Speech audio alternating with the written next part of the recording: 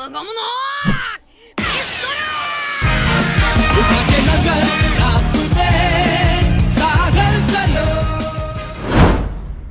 का नाम है कोजा ने दिखाया सफेद झंडा। एपिसोड की शुरुआत में हमें दिखाया जाता है कि कुछ लोगों का ग्रुप है वो बढ़ रहा है अल्बास्ता के महल के गेट की तरफ। लेकिन जैसा कि हम जानते हैं कि गेट पे लगे हैं मिस ओलसंडे के बहुत सारे हाथ जो कि किसी को भी अंदर घुसने नहीं देंगे।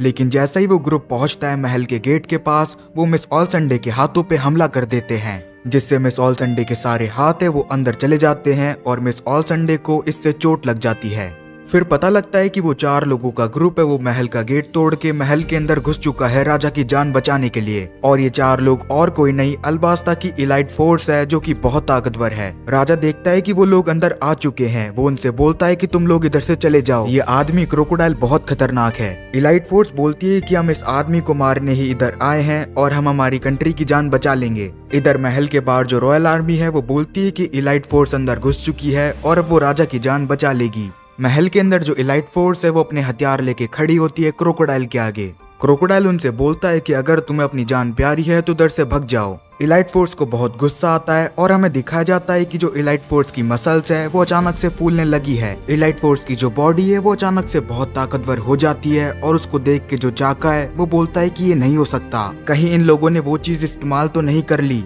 इलाइट फोर्स की धीरे धीरे जो बॉडी है वो फूलने लगती है और उन्हें दर्द भी होने लगता है। वीवी ये देख के बोलती है कि आखिर ये हो क्या रहा है। चाका बोलता है कि लगता है इन लोगों ने वो खास तरह का पानी पी लिया है। अगर कोई उस पानी को पी लेता है तो वो बहुत ताकतवर हो जाता है, लेकिन कुछ ही देर के लिए। लेकिन उस पानी को पीने के बाद इंसान थोड़ी देर बाद मर जाता है और ये लोग भी बस थोड़ी सी देर में मरने वाले हैं। और मुझे लगता है कि इन लोगों ने शायद क्रोकोडाइल को हराने के लिए वो पानी पिया है। विवी बोलती है कि आखिर इन लोगों ने ऐसा क्यों किया। इलाइट फोर्स का एक मेंबर है वो बोलता है कि मैं मर तो जाऊंगा लेकिन अपनी कंट्री को बचा के मरूंगा। इस आदमी की वजह से मेरा घर और मेरे परिवार वाले मेरे से छिन गए और हम लोग अपनी कंट्री की जान बचा के ही मरेंगे। क्रोकोडाइल बोलता है कि तुम लोगों ने तो एकदम बेवकूफी वाला काम किया है। सारी इलाइट फोर्स है वो हमला कर देती है क्रोकोडाइल के ऊपर, लेकिन क्रोकोडाइल आसानी से उनके हमले से बच जाता है। वो ऊपर महल के टॉप पे जाके बैठ जाता है और बोलता है कि मैं जानता हूँ कि तुम लोग मरने वाले हो तो मैं अपनी ताकत वेस्ट क्यों करूँ तुम पे। और बिल्कुल ऐसा ही होता है। जो इलाइट फोर्स है वो धीरे धीरे करके मरने लगती है। इलाइट फोर्स मरने से पहले बोलती है कि अब सब कुछ आपके हाथों में है। चाका को बहुत गुस्सा आ रहा होता है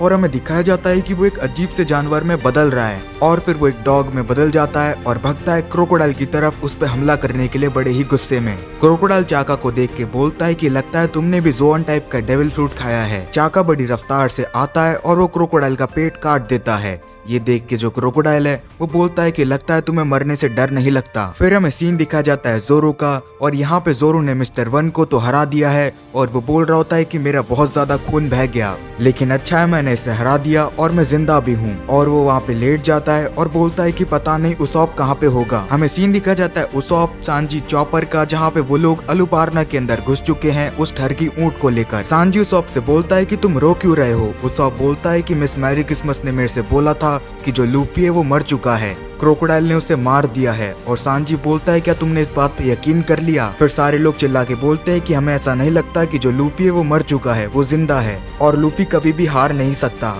फिर वापस इधर जोरो का सीन दिखाया जाता है जहाँ पे वो चिंता कर रहा होता है नामी की कि मिस डबल फिंगर उसके पीछे भाग गई थी। वो बोलता है क्या नामी ठीक होगी। और इधर हमें सीन दिखाया जाता है नामी का जहाँ पे उसने भी मिस डबल फिंगर को हरा दिया है और वो बोलती है कि उसॉप का हथियार तो बड़ा ही कमाल का है, इसके एक ही अटैक ने मिस डबल फिंगर को आराम से हरा दिया। वो बोलती है कि मेरे को इधर खड़े रहना नहीं चाहिए, मेरे को वीवी की मदद करने जाना होगा।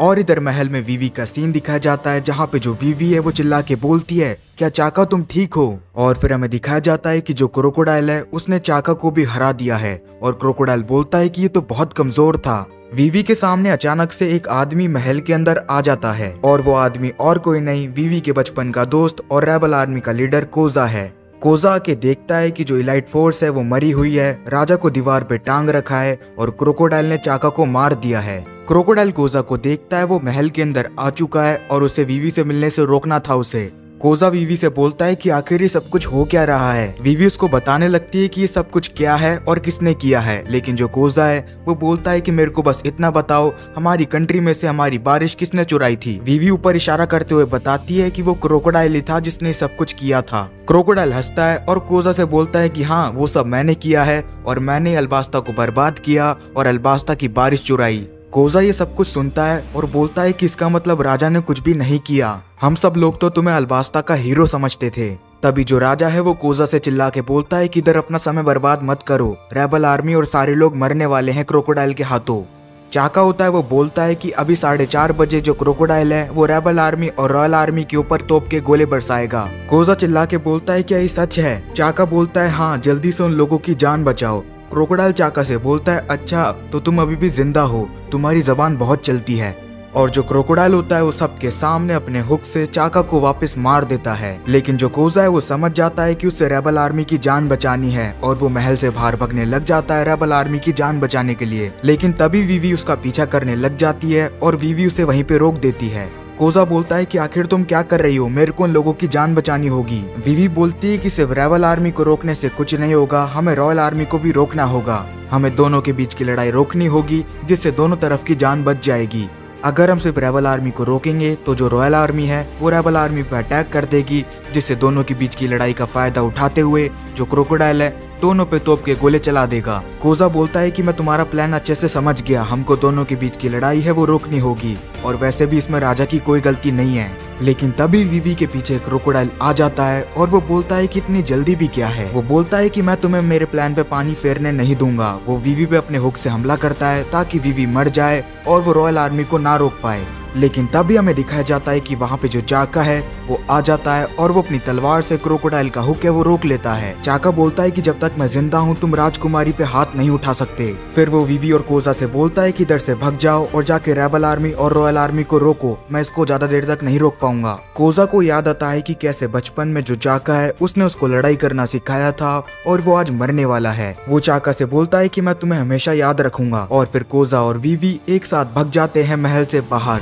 वो महल के गेट पे पहुंचते हैं और वो देखते हैं कि वहाँ पे जो रॉयल आर्मी है वो खड़ी है। वीवी उनसे चिल्ला के बोलती है कि हमको ये लड़ाई रोकनी है, हमें रेबल आर्मी के आगे सरेंडर करना होगा। सारे रॉयल आर्मी वाले हैं वो सोचते हैं कि आखिर राजकुमारी क्या बोल रही है और फिर वो देखते हैं कि महल के अंदर से कोई और इंसान भी आ रहा है और फिर उन्हें पता लगता है कि वो और कोई नहीं रेबल आर्मी का लीडर कोजा है। वो सोचते हैं कि आखिर इधर क्या कर रहा है। कोजा रॉयल आर्मी से बोलता है कि मैं रेबल आर्मी का लीडर कोजा इसी वक्त ये लड़ाई रोकता हूँ। लेकिन जैसे ही कोजा ये बोलता है पीछे से जो रेबल आर्मी है वो बहुत तेजी से बढ़ रही होती है रॉयल आर्मी की तरफ। वो सारे लोग हैं वो चिल्ला रहे होते हैं कि खत्म कर दो महल को और वो देखते हैं कि महल के आगे कुछ लोग हैं वो सफेद झंडा लेके खड़े हैं। रेबल आर्मी उनको देख के रुक जाती है और सोचती है कि आखिर वो क्या चीज है। फिर उन्हें पता लगता है कि वहाँ पे तो रॉयल आर्मी और उनका लीडर कोजा सफेद झंडा लेके खड़ा है। रेबल आर्मी बोलती है कि आखिर हमारे लीडर उनके साथ क्या कर रहे हैं। कोजा सफेद झंडा लेके रेबल आर्मी से बोलता है कि इसी वक्त हमें ये लड़ाई रोकनी होगी और ये बात सुन के अचानक से सारी रेबल आर्मी है वो बहुत शांत पड़ जाती है। कोजा बोलता है कि मैं जानता हूँ कि तुम लोगों को ये बात अजीब लग रही होगी, लेकिन दोनों तरफ से खून बह रहा है और मैं ये नहीं चाहता कि हमारे सारे लोग मारे जाएं। और वैसे भी जो हम कर रहे हैं वो बिल्कुल गलत है, हमें बहुत बड़ी गलतफहमी है वो हुई है और राजा बेकसूर है। ध्यान से देखो, जो रॉयल आर्मी है उसने सरेंडर कर दिया है। लेकिन अचानक से बहुत सारी गोली चलने की आवाज आती है और पता लगता है कि वो सारी गोली चलाई गई है कोजा के पेट के अंदर और कोजा के कम से कम 6-7 गोली लग जाती है और वो जमीन पे गिरने लगता है। और ये गोली चलाई है रॉयल आर्मी के एक सैनिक ने और वो ये करने के बाद हंसने लग जाता है और हमें दिखाया जाता है कि उसके हाथ पे बारोकोर का टैटू है। और कोजा के ऊपर गोली चलता देख के जो राजकुमारी वीवी उसको समझ में नहीं आ रहा होता कि अभी अभी ये क्या हुआ। और इसी पॉइंट पे ये एपिसोड है वो भी खत्म हो जाता है। तो मिलते हैं आपसे अगले एपिसोड में, तब तक के लिए। वैसे कहने को है बातें पर मन में पता चला आया कितने तूफाने, मैंने सोचा ही नहीं था मैं माजी में दफनाता आया।